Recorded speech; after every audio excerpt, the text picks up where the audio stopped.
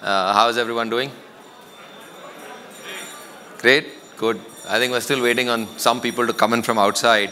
So I thought I'll just say how nice it is to see so many old friends and some new faces. I'm always impressed when I come to these events, how many of you make a commitment to come and spend a day here. And I think it also talks to the quality of the event that Cafe Mutual is putting together. So it's very, very nice to be here. I've been given an interesting topic which talks about nudging clients to reach their goals, right? How many of you are familiar with the concept of what a nudge is? Right? So a nudge is actually a very simple concept. It is about helping clients make choices.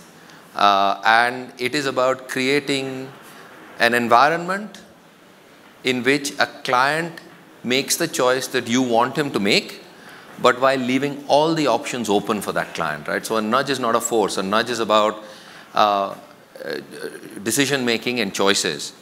And while I'm talking about how we're going to nudge clients to reach their goals, I think I want to start by saying that the industry has actually done a great job of already using nudge theory. Anybody have any examples of a nudge that this industry has used and that has been very successful? Sorry?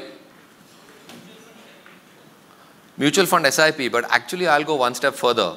A mutual fund SIP is a great concept, but a perpetual SIP is actually a nudge. And why is that? It's a nudge because it gives the client an option. So a client is not required to use a perpetual SIP, but it's a nudge against inertia. Right? So for people's behavior, there are two very, very important drivers of people's behavior, and this has been proven through theory. One important driver of behavior is the power of the default, right? And so many of you would remember that years ago in this industry, all of the payments that we made to investors were made by check, right? And how did the industry move from 90% checks to 90% electronic? It was actually through the default nudge, because we all changed our application forms to change the default from check to the default from direct credit. And because the power of the default is so strong, clients chose not to make a different selection, and so we moved to the concept of direct credits. Similarly, perpetual SIPs is against the power of inertia, right? If you write an SIP for 3 years, the client has to actively choose to renew it. So the default at that point is not to renew the SIP. But when you write a perpetual SIP, the default is actually to continue that SIP, and the action is to stop that SIP. And the power of the inertia actually allows the client to continue their SIP for a long term. So we're going to talk a little bit about how we nudge clients to reach their goals, but I just wanted to start by saying we actually use nudges in the industry. So I think famous quote by Benjamin Franklin, we've all seen this, we all know this. Interesting thing is actually our clients know this, right? So if you ask a client, and this is actually research done by Ignites, if you ask the client, why do you invest? They'll tell you, I want to invest for my long-term financial goals. I'm going to take my risk into account. I'm going to look at the investment, the performance. This is what clients tell you that they're going to do. So clients know. And the financial planning journey is not new to you, and it's not new to your client, right? Ideally, we all know that when we sit down in a conversation, we should talk about goals, we should assess the client's risk appetite, we should then do an asset allocation, select the products that fit that, track the progress, and hopefully if we've done it right, the client's goal is achieved.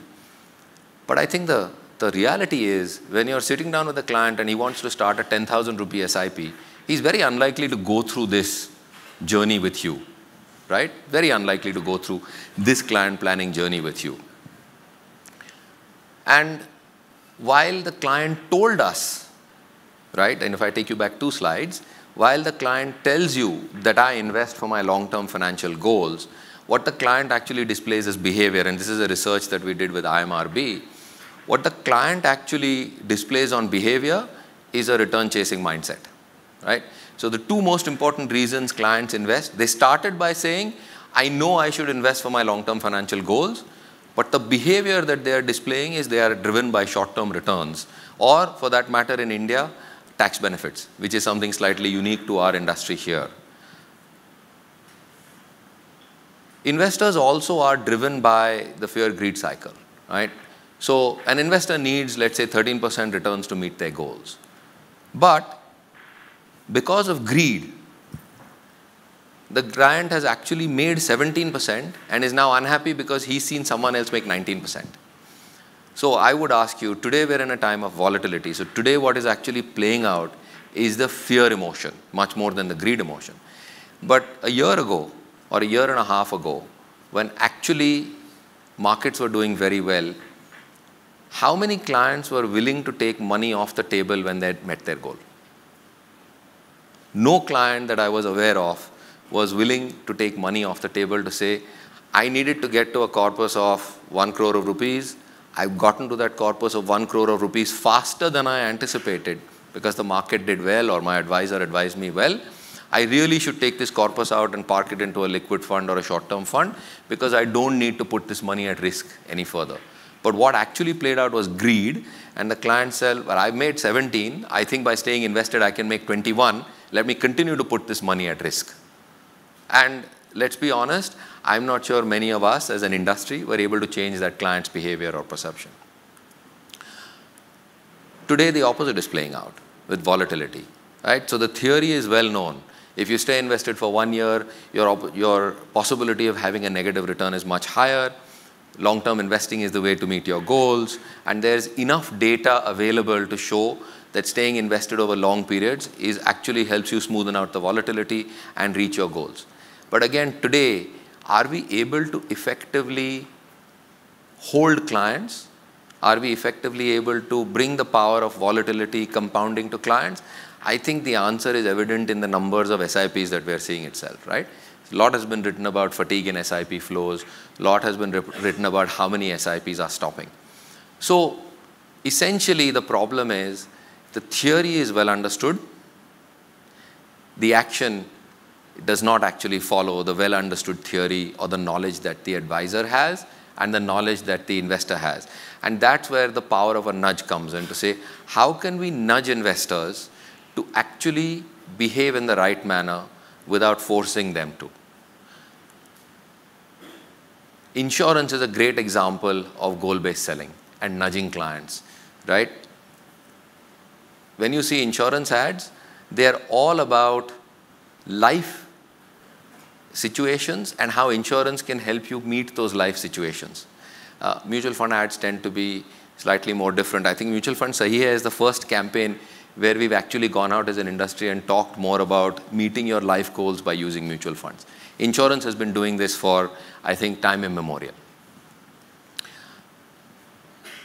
Today's conversations that we have with our clients are largely about performance, portfolios, goals. We're not talking to clients about why they're investing and why they should therefore remain invested. So I talked earlier about this concept of financial planning and the concept that it's very difficult to sit down with a client and actually build a financial plan when the client is coming to you for a 10,000 rupee SIP. They're not going to sit down and have a financial plan conversation with you. They're not even going to do it for a 50,000 rupee SIP. But how many of you believe that the client doesn't know why they're investing? I have a belief actually, so there's very few of you who believe that. I actually have a belief that while the client may not tell you why they're investing, the client actually knows in their mind why they're investing. It could be as simple as saying, I'm going to invest this money for my retirement. He's not told you that, you've not built a retirement plan, you've not built a goal, but it's very rare that a client will say, oh, I'm going to put 10,000 rupees a month into this and I have no idea why I'm doing it. It's unlikely. And that's the problem. We don't have the conversation with the client in the client's language. There are multiple types of investors. You've got everything from a millennial to a retiree, each one of whom has a unique need and has a unique perspective. But our conversations tend to be more standardized. And these clients all have different needs on the wealth spectrum, some more simple, some more complex. If we want to effectively nudge clients, then we have to start thinking about communicating with clients in their language in the manner that they understand. So we can't talk to all clients about the same portfolio and the same performance. I would actually say to you that the topic of this conversation is nudging clients to meet their financial goals. But in fact, a goal is a nudge. The goal itself is a nudge.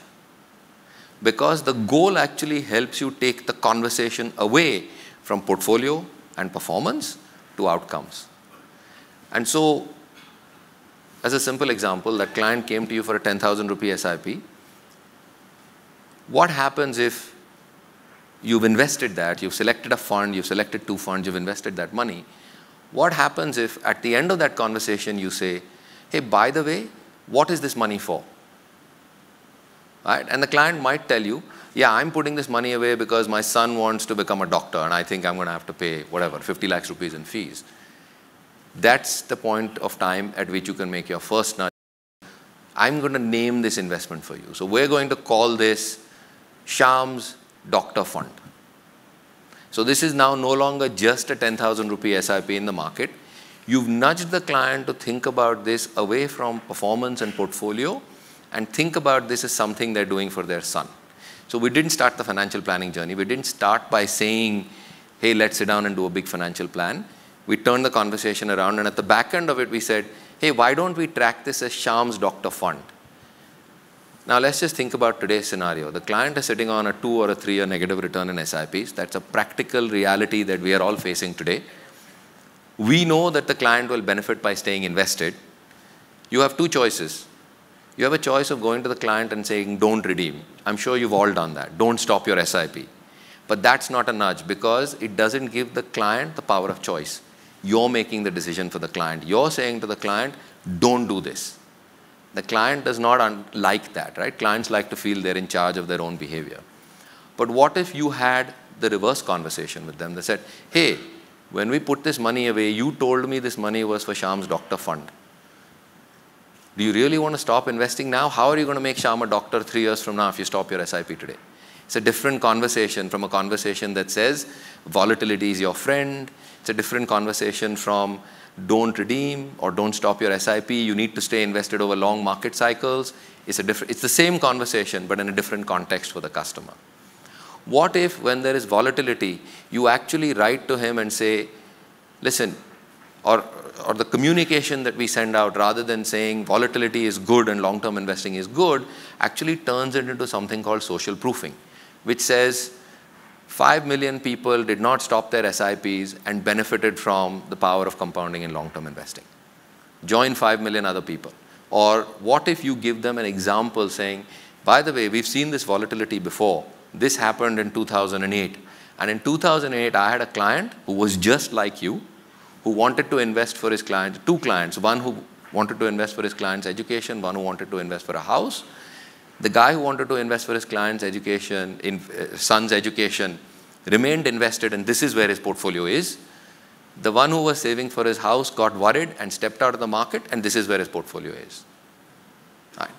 People are social creatures. They like to believe they are with others who have had the similar experiences.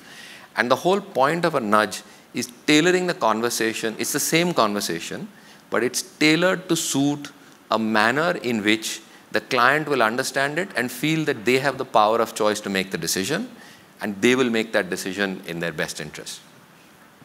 We all know this, right? There's a knowledge action gap. Investment returns are often higher than investor returns, right? Portfolios do well, clients don't. And that's really all about the behavior that a client displays. And that behavior can be changed through some simple communication and nudges of the types that I've spoken to you. I would suggest to you that we all use nudges every single day of our life without realizing what they are. We are actually all being nudged every single day in our life by a variety of forces. And the decisions we make are shaped by those influences and nudges that come at us.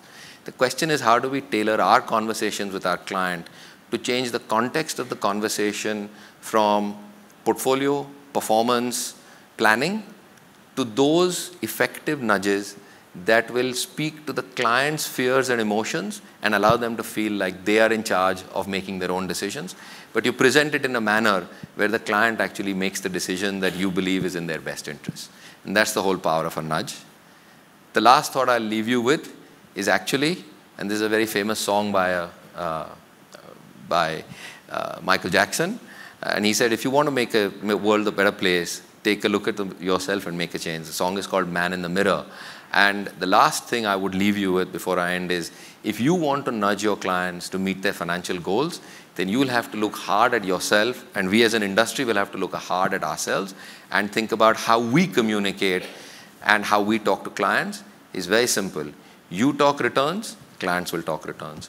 You talk performance, clients will talk performance. You talk goals, clients will talk goals. Thank you.